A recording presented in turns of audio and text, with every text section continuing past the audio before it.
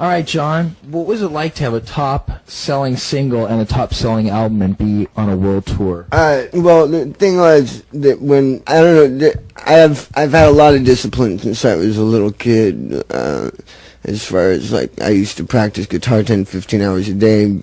Music was all I thought about all the time, and I'm just discipline, real discipline is something that comes natural. And, I mean, I wasn't disciplined by my parents or anything like that, except when they wouldn't let me go to a Black Flag show because they caught me smoking tea bags that I passed off to my friends as joints. But what was I saying?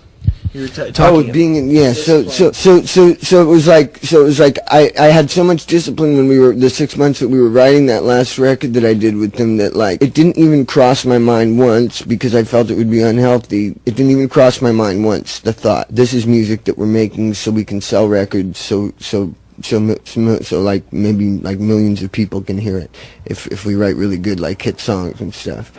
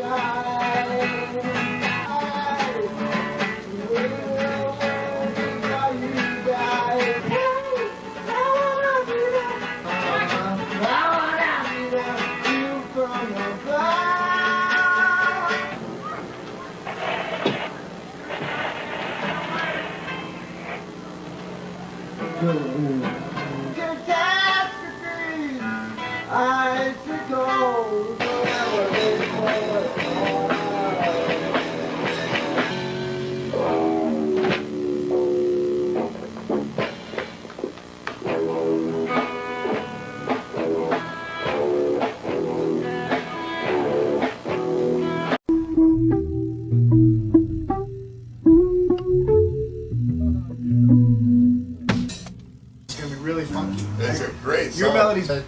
Seasons will change, but good friends never go. Do you remember in the ballpark of the beat you were doing? Because I remember the chords sort of one For part. what? Show me what you're playing. Was it? Because I don't remember what it was kind of early in what we did? Yeah. Okay. Is that what you're talking about? Yeah.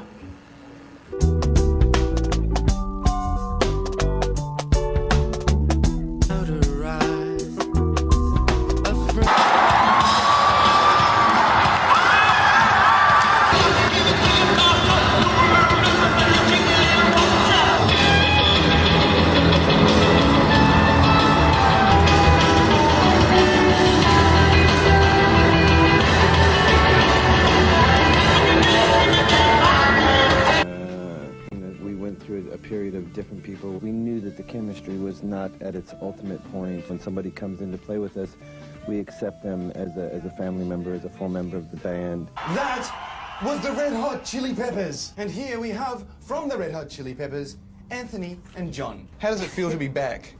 Yeah, my mom's saying Under the Bridge, and it feels good to be back. I don't know why I put that bit in. I was trying to look like I was well researched or something, but... Yeah. Okay, so it sums up the whole vibe of the album.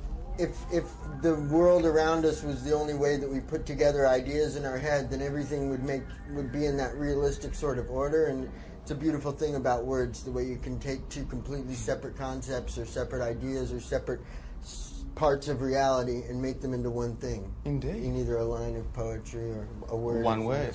When we first got successful, the way they were responding to it is not at all the way they respond to their success now. That you just don't often see with rock stars. He's gotten so much better as a singer, as a lyricist, as a human being, and that's something I really respect, you know. It makes me think in retrospect that the way he was responding to this success at the beginning, I just see it as having its place, whereas at the time it made me angry at him. Concerts, you did the MAP concert. Do you want to talk about that a little bit? We played a benefit. It was it seemed like the thing to do. A year ago, you know. That would be one of the friends I was talking about right there. Definitely. We're just fulfilling a necessity of fate. Yeah, well, you know, I joined the band because I love playing music all the time, having that to think about it all the time, and tried to sell Anthony's pubic hair at a show, and that didn't really go for much, you know. Really? Like, dollars? It was the circumstances, though. It wasn't the product. Wasn't a good product. You guys on ketamine or something? Where is everybody? No, just kidding. Something about Creed, you said? Well, I wouldn't focus on the negative. And also the whole tour was just one big best moment of my life, you know, for me. Any feelings that you can achieve on drugs, you can achieve without them. Believe me, I know, you know, because I've been feeling them the last couple of years and I haven't touched drugs, you know. Live at Budokan. Like, really? So first of all, welcome back to Japan. It's been 2.5 years since the Fuji Rock Festival and 8 years for John. To me, they sounded really loud for Japanese because I remember that when we first came here, they were just like, real silent. I bet people come from all around the country to the Budokan just to see you guys. Oh, no, that was 1993. That was the first show I ever played, was a show at the Viper Room that was only like 1 minute long, the night River died. I just played the song Life's a Bath, and that was the first time I ever played a solo show. I played the song Life's a Bath, and then I threw up on my friend Gibby Haynes. On stage? Yeah, the show in 1997 was not one of my favorite shows I've ever done. No, I really didn't have any business playing a show at that point, just because I think I was only playing a show because I had recently gotten off of heroin, and so I just wanted to sort of do something just for the sake of doing something, or, you know, I wouldn't really call it creative. It was more just to get like some sort of attention from people or some sort of ego gratification of playing a show, you know. All out.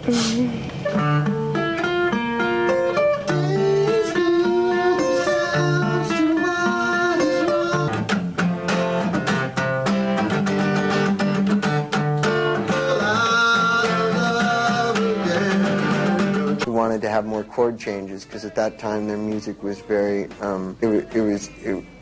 was a lot of vamps. It was things that stayed in one key without movement, and so you know, I feel like that's definitely something that I brought to the band, and it's become more and more a big part of the band the more time that I've spent. Yeah, water.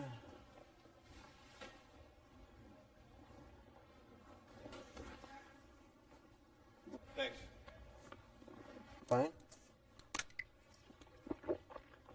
No, I really like looking at the where you walk up and check in. You can just see the ghosts everywhere because there's all these empty slots, and you just feel like they were constantly filled and unfilled and filled and empty. It's fun to see. I really see movement there when I look at it. It doesn't look vacant. And you know, this is an abandoned building for those watching who don't know, but. We have another guest we'd like to invite onto the stage, Mr. John Frusciante.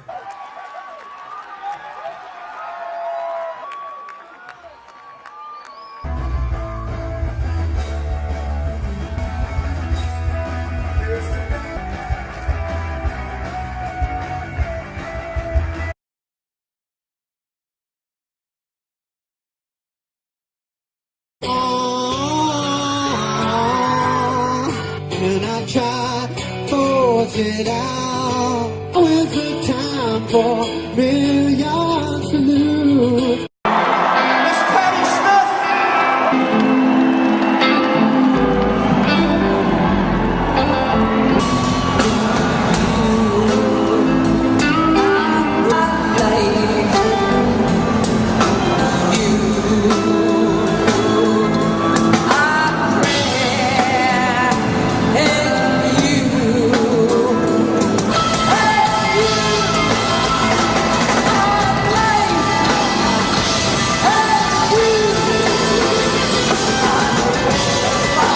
What do you think? And my favorite movie star is Peter O'Toole.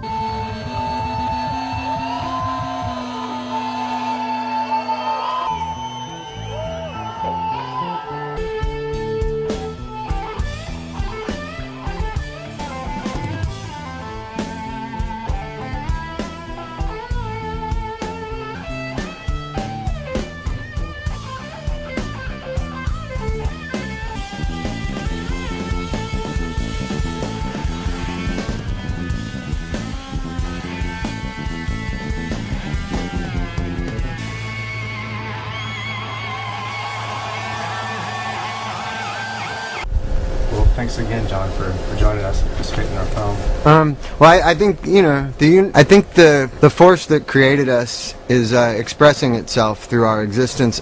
I don't believe that a musical idea starts in your brain, and I believe that everything that we do, everything that we create is nature expressing itself the same way that when a flower grows out of the ground or a tree grows out of the ground, it's nature expressing itself. He's one of those people who really knows how to get the most out of people and how to make people think with one mind, you know? It's your birthday. How do you want people to remember you on your birthday? For what? For contributing? Good afternoon, JD. So.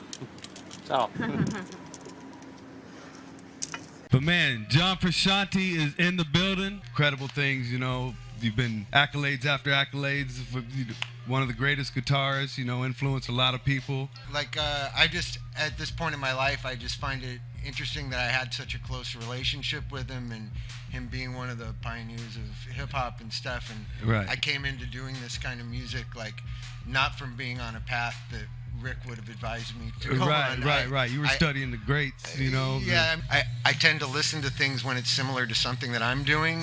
It's not so much that I listen to things and then want to do something like that. Like, right. Like in hip hop, you mean? Yeah, like I just really like the way it was in the '80s. I really like the way it was in the '80s and early '90s and stuff.